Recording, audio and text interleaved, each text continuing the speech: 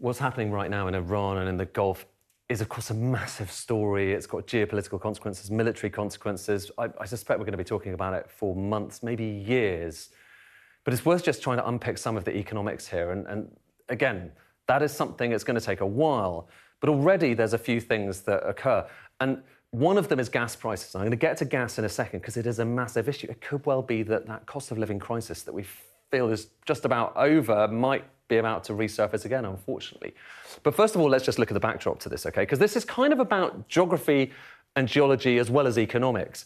And the geography and geology of it comes back to the fact that this area here, the Gulf, Saudi there, UAE, Iran, this area here is the single biggest concentration of hydrocarbons, of energy, anywhere in the world. We're talking about energy, there's gas, but famously there's also crude oil.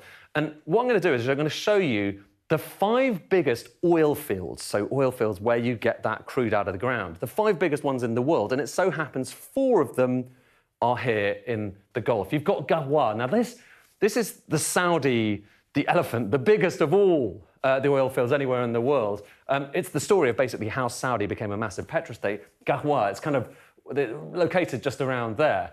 That's number 1 in the world. Number 2 is Kuwait, Burgan in Kuwait, massive oil field as well. Number 3 is in China. Number 4, it's in Iran. Number 4 is Iran. And number 5 is there in the UAE. So just kind of off the coast of the UAE. Big oil fields. And like I say, nowhere else on the planet has this concentration. And what else do you notice?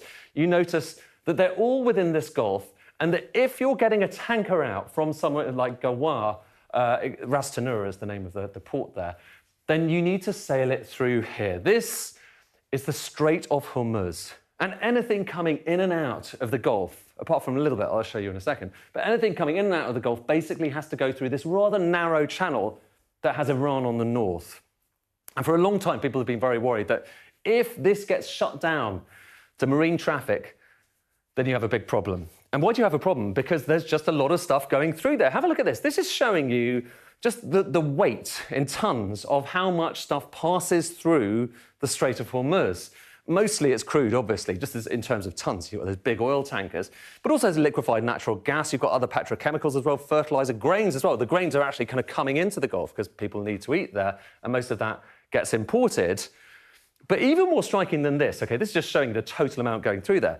Let's look at the proportion of these things that depends on that strait, that narrow strait. The proportion of, for instance, fertilizer that goes through the Strait of Hormuz, global fertilizer supply, it's about 34%. So 1/3 of the world's fertilizer needs to go through that narrow strait to get to us, to feed the rest of the world. It's not just oil, in other words. It's also kind of petrochemicals, things that go into pharmaceuticals, and crude oil and obviously liquefied natural gas. And I'll get back to gas in a second, because like I said, that's just as important as crude oil in many senses. But anyway, there's the strait. That stuff needs to pass through there. And this is the number 1 issue here. It's about geography, and it's about this choke point. And if you just zoom in here and look at the traffic passing through. So this was what was happening to shipping back on Friday, so before the attacks. And then on Saturday, news broke of the attacks on Tehran. And just look at the shipping. Look at how some of these ships, there's just not as many of them. They're not flowing as freely. It's beginning to ebb, and you're starting to see them collect in different areas outside of the straits, waiting essentially for instructions as to whether they can pass through, to the extent that by Sunday, the flows were down by 75%, and there's very few. Normally it's about 100 passing through every day. Just in the last day, it's about 6. It's about 6. So this massively important choke point is essentially, if not completely choked, then people are very nervous about passing through it for obvious reasons, and that has consequences on oil prices. To start with, this is what's happened to oil prices today alone, up by 9%. But if you were to have a complete closure of the Strait of Hormuz, or at least, well, even if it was just like half closed, you're talking about that line going up much higher. If it's fully closed, look at what potentially happens. So it's partly about whether you're able to get stuff in and out. And these lines, I mean, it might not be as bad as that, but that depends on, finding alternative ways of getting the oil out. One way, so you've got the strait there, and that's part of the issue here. If you can't use that, one way, for instance, Saudi could counteract it is there is a pipeline, the East-West pipeline in Saudi, it could get some of the oil across from there and send it to the Red Sea instead. And you could send it off up through the Suez Canal, or you could send it down south here. So you've got the Bab el-Mandeb Strait. But first, two issues with this. First of all, there's not all that much extra capacity there. So that's not going to replace all of those tankers that need to go through there. Secondly, well, if you've been following the news recently, you'll know there's a problem there as well. Houthi rebels doing lots of attacks on ships at the Bab el-Mandeb Strait. And so you've got two pinch points here where you've got big question marks over them. Now, when it comes to this, getting your stuff in and out the Red Sea, the good news is there is at least an alternative. Rather than going through the Red Sea, you can just go all the way around the Cape of Good Hope, around Africa, this is if you're going to Europe, this is, and get it across into the Mediterranean or elsewhere. But with the Strait of Hormuz, there is just no alternative. There's no good alternative apart from that pipeline of getting to get oil in and out. So people are very nervous about that. So that's the geography side of it. The other side of it, okay, is if you look at some of these installations, so this is Ras Laffan. It's the biggest gas terminal in the world. We went there a few years ago, really interesting place. This is Ras Tanura. This is that last one was Qatar. This is Saudi Arabia. And this is where basically Ghawar, that massive oil field, it's where it pumps its stuff, it gets refined and it gets put onto ships. These two places are both now under attack. So the second issue is not just about getting stuff in and out, it's about whether you can actually get the stuff out of the ground. And just now, we've just heard, really in the last few hours, so that's Ras Tanura, there it is, one of the biggest oil terminals in the world, in fact, the biggest oil terminal in the world. That's Ras Laffan. We've just heard that Ras Laffan, for the first time, has just shut down operations. They say hopefully temporarily, but it's been under attack. We've never seen things quite this serious before in the Gulf of Arabia. And this matters enormously, okay? Because it's not just oil, it's also gas that you find in the Gulf.